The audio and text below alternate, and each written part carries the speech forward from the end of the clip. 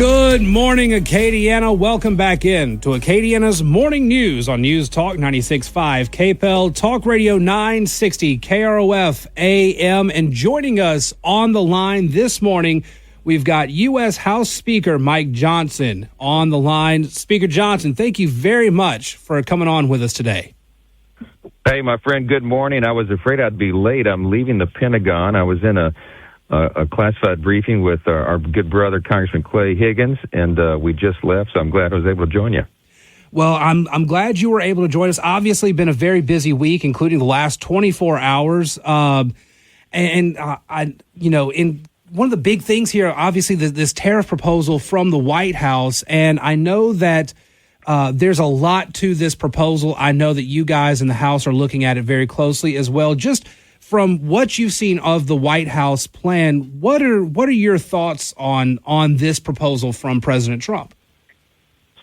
Well, I'll tell you, it was a great event in the Rose Garden yesterday evening. I was there. We spent a few hours at the White House yesterday. President Trump is sending a clear message.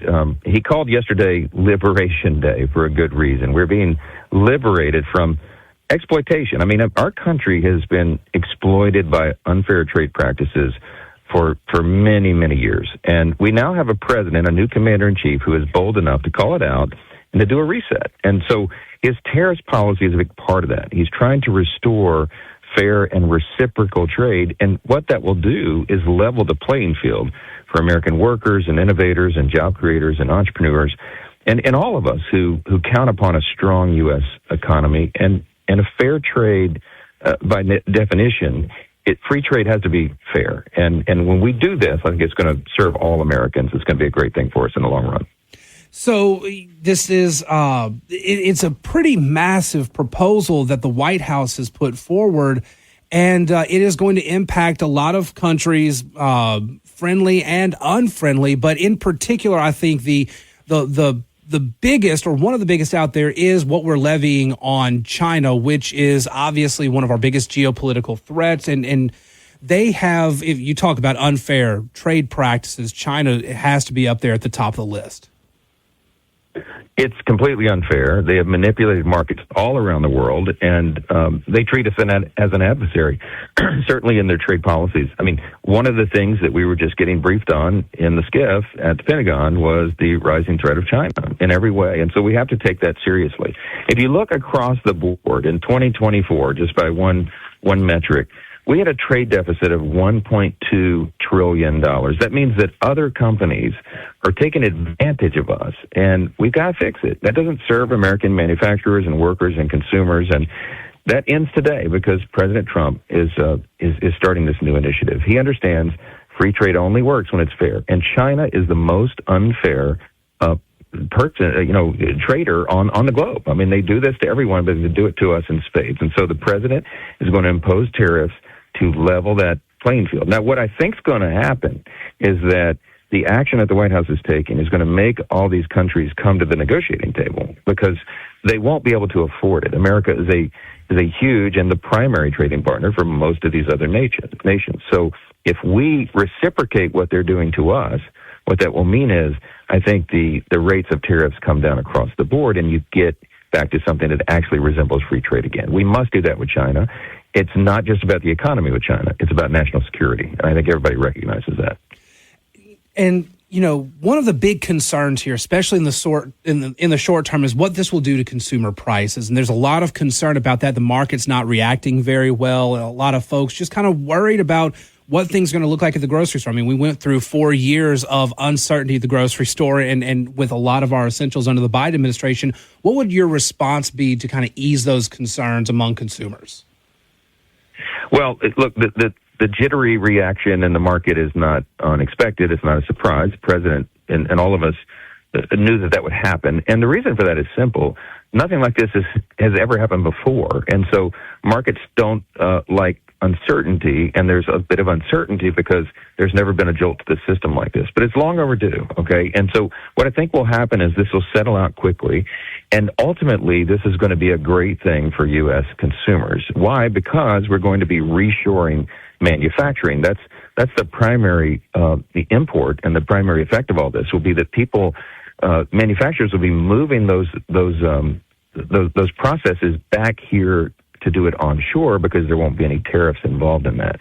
We're already seeing it, by the way. I mean, just the discussion about yesterday's event that's been happening for the last couple of months has brought new investment. I mean, unprecedented levels. I mean, since President Trump took office, which is about 80 days ago, we've had over $5 trillion in new investment and trade commitments from across the globe.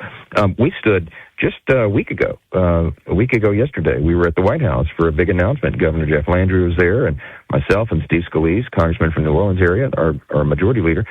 We announced a almost $6 billion investment by Hyundai to open a steel plant in South Louisiana so that they can make the steel here and use that as supply for their production of vehicles in the U.S. So that's the kind of thing that's going to be spurred on. And when that happens, it will continue to happen. That will bring down the prices. That will be a big thing to help inflation. And yes, it'll affect, as the president said yesterday, the cost of groceries and everything else.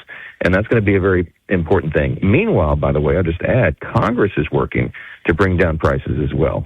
That's a major commitment we made. We're working on the one big beautiful bill that the president talked about in the press conference yesterday.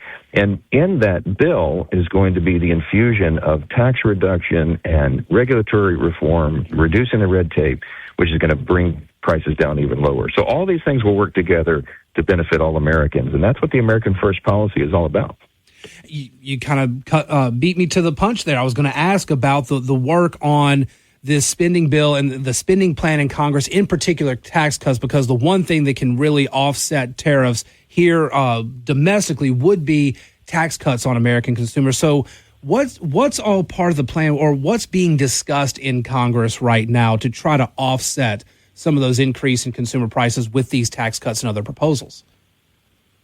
Well, look, the primary driver of inflation, the reason that the cost of living is so high is because the previous administration spent like drunken sailors. I mean, Joe Biden and Kamala Harris for 4 years just wrote checks that we can't hardly cash. And so the ultimate effect of that is when you infuse the economy with more dollars, then the price of everything goes up. So we're in the reconciliation process, the one big beautiful bill, the thing that we're all talking about. We're going to address a lot of things. Not only are we going to secure the border and help restore peace through strength around the globe and do those necessary things, we're also going to reduce wasteful spending.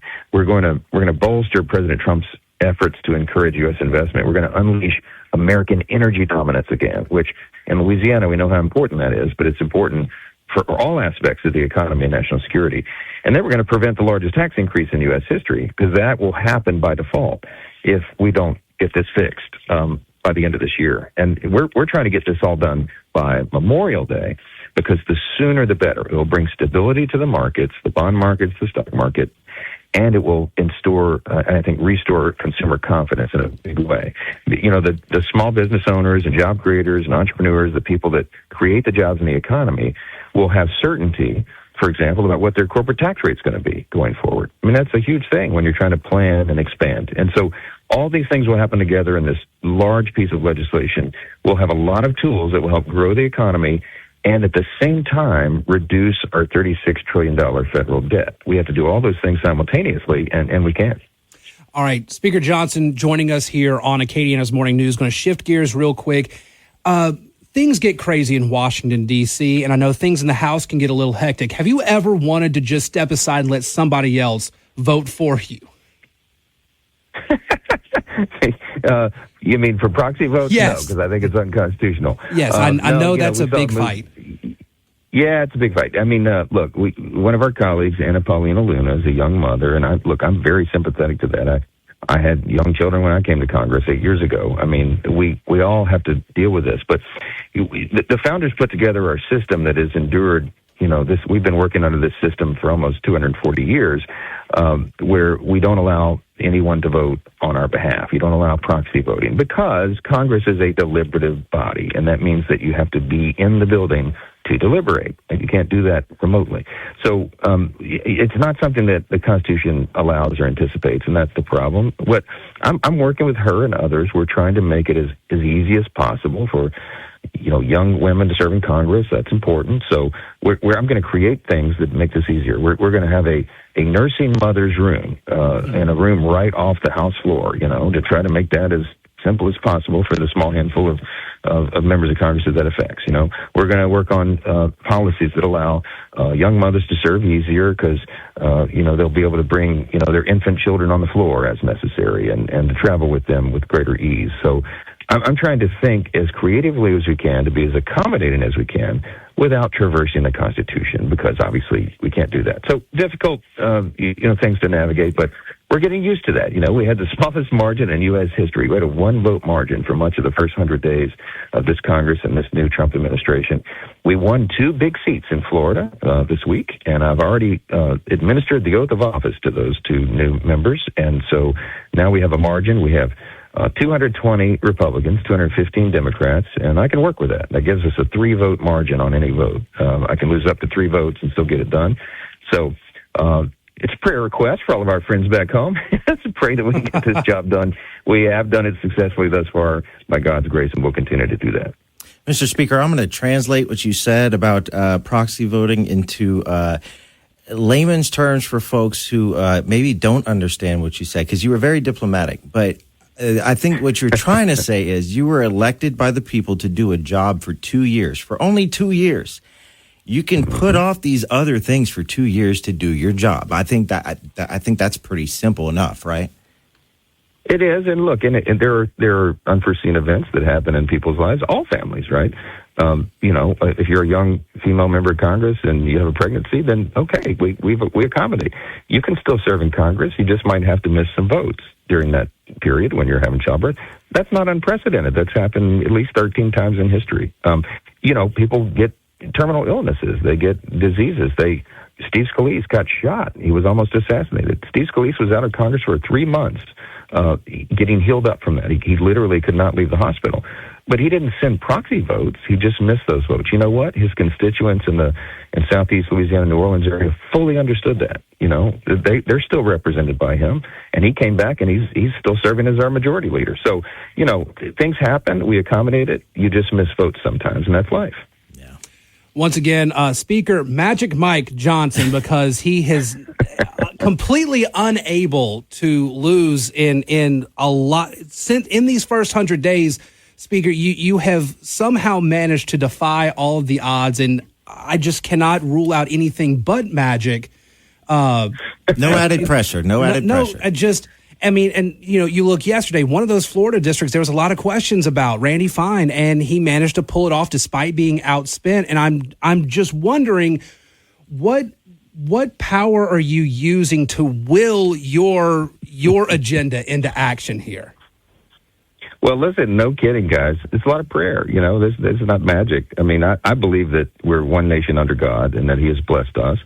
And when we restore to those principles, then we have God's favor. Really, that's what this is. It's we defy expectation and conventional wisdom every single day, and I take great delight in that, because you know what? God gets the credit and the glory for that, because it's beyond our means, and I'm delighted to be the first one to admit that. I'm grateful for it. We all know you have a guy named Tony who goes around breaking kneecaps.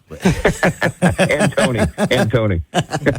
Speaker Mike Johnson, thank you very much for joining us here on Acadiana's Morning News. Look forward to talking with you again soon. You got it, guys. Great to talk to you. God bless.